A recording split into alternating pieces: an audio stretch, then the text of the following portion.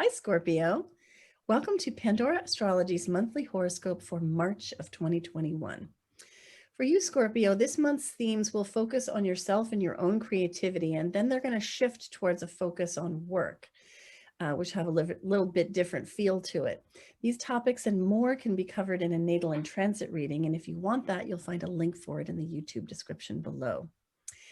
Well, Saturn is really busy traveling along through the sign of Aquarius this year, and wherever it lands in your chart is going to be an arena in which you have got to show some discipline and really buck up, be strong, and get it and keep it together. Now, in your case, as Scorpio, that is most likely to be the fourth house. Most people with Scorpio rising will have this Saturn falling in their fourth house or their third house. If it's your fourth house, then home might feel like a pretty limiting and constricted place to be this year.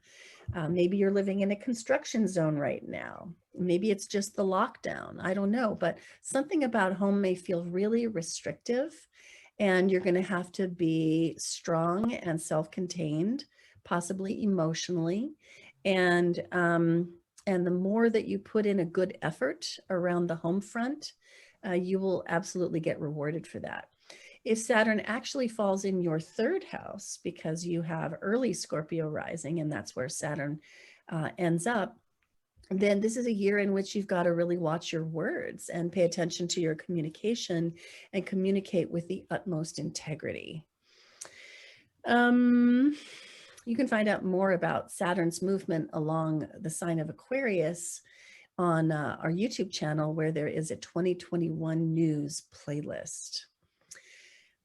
So now, Julia, I think you've got some things to say about Mars and Mercury and Venus, right? Oh, I sure do, Jamie. Hey, Scorpio. I'll begin with Mars. Why not? Mars is the planet of action and activity. And it's quickly moving into the sign of Gemini on March 3rd, which is your 8th house. Now, the 8th house is the house of taboos. You know, it's kind of home to Scorpio. And Mars is wherever we put our drive and our attention. So you could be drawn to a lot more taboos than usual. Maybe you're kind of watching a lot of forensic files or reading some mystery books during this cycle. The 8th house also, as well as other taboos too. We're not here to judge you. And the 8th house also rules other people's money. So that includes money you share with institutions as well as people close to you, whether that's institutions like banks through loans or mortgages, or whether it's shared credit card with a partner or an inheritance from your family. So there might be some feistiness and some fights or difficulties with those types of matters too during this time. Now, Mercury, the planet of thinking, starts the month in Aquarius, which is your 4th house, and it's still reverberating a bit from the Mercury retrograde cycle we experienced last month. And if you want to hear more about that, you should check out our videos from then. But by the 6th, Mercury is going to be back up to its normal speed, and that's when we really officially count the retrograde cycle to be over. So could be a little bit of squirreliness with communications and stuff for the first week, but generally having it in your 4th house, this is the house of home and family. It also includes the past.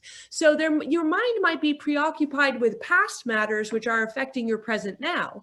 And the tempo with the communication, either with your family or people you live with, might also pick up too during this time. Then on the 15th, Mercury enters the 5th house.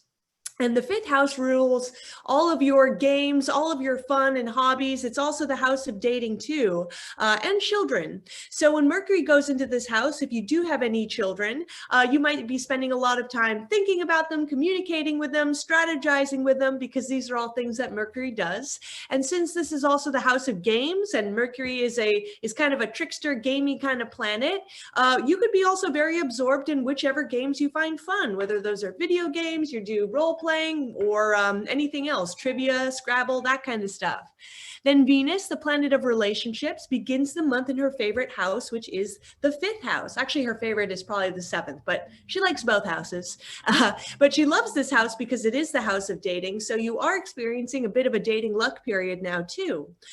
Then on March 21st, Venus is going to go into your 6th house of work. And this is a really nice cycle just to get along really well with the people you work with, whether that's that's a boss or a client or a customer. If you do any work which is Venus related, like work a lot with women in the beauty industry, with art and design, customer service, those types of things, then it can be a very fruitful period for you at your job. Mm. So Venus is involved with both of this month's moons. The first one happens on the 13th, and it is in Pisces in that 5th house. And I was kind of giggling inside a little bit, Julia, when you were describing all the meanings of the 5th house, because I thought it's just the sort of thing that people look at that and they're like, the house of games and children and dating. How can that be, right? But it's the house of creation, recreation, and procreation. And yes, all those things are actually related. And look at this big pile of Pisces planets here. So we have the sun and moon in Pisces, and we have Venus in Pisces too. And so the 5th house is really, really advantaged. And this is also a house of one's own self-discovery, right? So I'm just going to consult my notes here for a second. We're calling this moon Dreams of Partnership because Venus is hanging out with the moon and the sun and Neptune here in Pisces, and also it's squaring Juno. And so the relationship themes are really thick on the ground. And so it wouldn't be surprising if there were some dating opportunities there, but also just a really, I'm just kind of imagining like, a gaming day or a game watching day where you're just feeling like this wonderful warm atmosphere. I just think it's got a lot of sweetness to it, that particular moon. The second moon of the month is on the 28th. It is a full moon in Libra. And that falls in your 12th house of the hidden, of the spiritual. It's a very deep, watery house. The moon in Libra is there, opposite to the sun, which is hanging out with, again, Venus, and also Chiron. And the 6th house has to do with work and service. This is really the axis of service. So the moon is in charge of spiritual service, while the sun and Chiron and Venus are in charge of like physical service, like in the tangible world. So this moon brings up a lot of themes about work. And so like I said at the beginning of this horoscope, there are themes in the beginning of the month to do with creativity and self-expression and having fun and focusing more on yourself. And then in the latter half of the month, that theme shifts to being about work as these planets cluster here in Aries. So, so work will be just a very big center there, and possibly some really nice relating going on in the workplace because of Venus's presence, and potentially some healing as well. So then I want to say that the season of Aries is beginning this month, and it's actually happening on the 20th as the sun moves into Aries. And that's kind of like the new year for the whole year seasonally. It's the time when our energy rises, we start to feel more hopeful, more excited, ready to make new beginnings.